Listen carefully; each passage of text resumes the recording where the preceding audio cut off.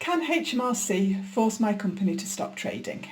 So this is obviously assuming that you owe HMRC money, whether that's for VAT, pay-as-you-earn, corporation tax, and you're concerned that HMRC is going to stop you from trading.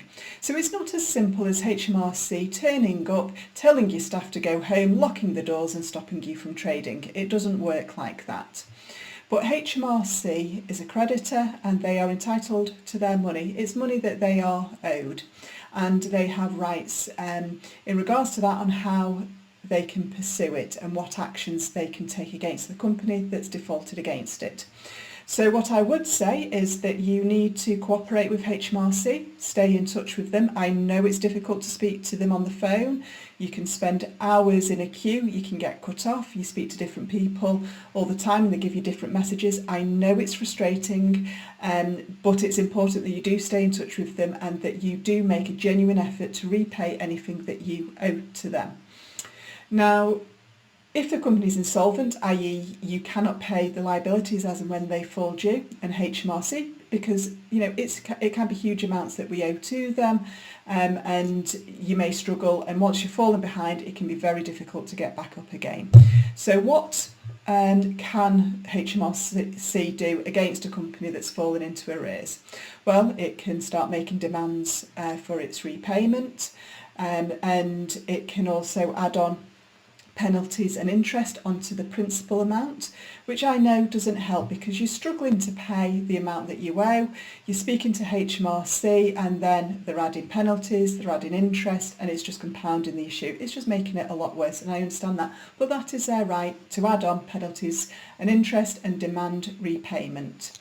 And if the payment's not forthcoming, they may instruct an enforcement agent to act on behalf of HMRC to take action against the company, and that might be an enforcement order against the assets. So that is stopping you from selling your assets or doing anything with the assets, and then eventually coming in and collecting them and selling them.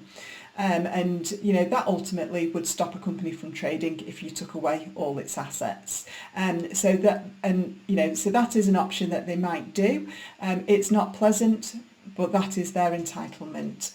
What they might also do is they might ask for a security deposit. So it's not from the company; it could be from you personally, and that is just saying, well, look, we don't trust you to keep up the repayment, so I want a deposit to protect ourselves. And they could ask for quite a substantial deposit. I've seen this situation, and unfortunately the directors don't have that money available. The limited company is struggling. It's a nightmare situation, but that's also what they can ask for.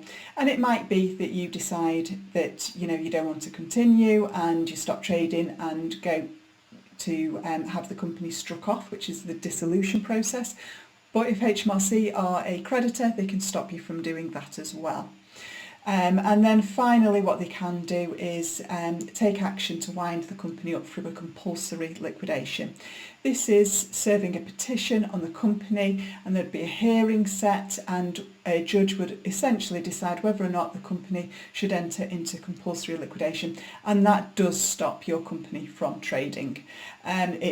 Before the hearing, it gets advertised in the London Gazette. It becomes public knowledge, so suppliers are most likely not going to want to supply you. They don't trust you anymore. Creditors are going to worry about their invoices not being paid, so they're going to start to take action, and the bank account will freeze.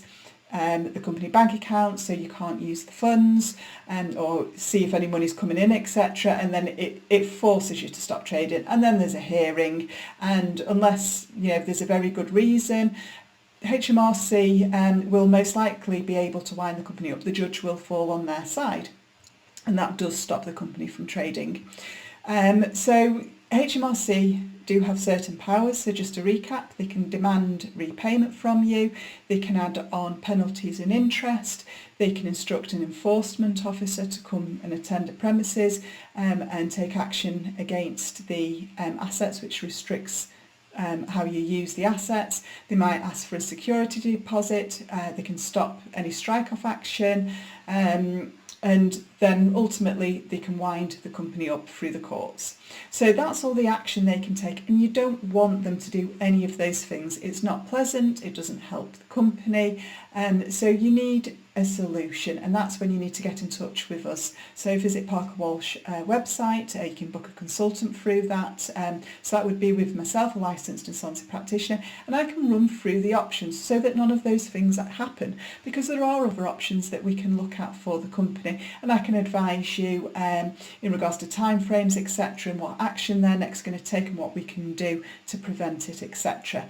But it could be that you enter into a time to pay arrangement with them, or a CVA, company voluntary arrangement, which is a formal debt repayment plan which includes HMRC and all the other creditors. It could be that we do liquidate, but a different type of liquidation that's done by the director on their timeframes rather than waiting for this winding up compulsory liquidation through the courts. Or it could be a pre-pack administration where you package the assets into a different entity and set up again. So there's lots of things that we can do, but you do have to take seriously HMRC and the liability owed to them. They only have a certain amount of patience before they will take action against the company. So if you're struggling with HMRC, I would suggest you get in touch so we can run through it with you and put in a tailored plan for you. Okay, thank you.